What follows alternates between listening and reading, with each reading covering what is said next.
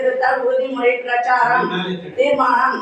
இன்று தூய்மை மற்றும் நீர் குறித்த இந்த வெகுவான பிரச்சாரத்தை தொடக்கத்தில் எனது கிராமத்தை சுத்தமாகவும் நீர் மற்றும் நிலையான வளர்ச்சி நோக்கம் நகரத்தில் நாம் ஒரு தீவிர பங்காக வகிப்போம்.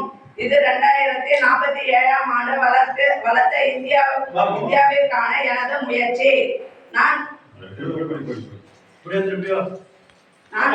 நான் கேட்டு குறிப்பிடப்பட்டுள்ள உறுதியளிக்கின்றேன். தூய்மையை எனது இயல் மற்றும் கலாச்சாரத்தின் ஒருங்கிணைந்த பகுதியாக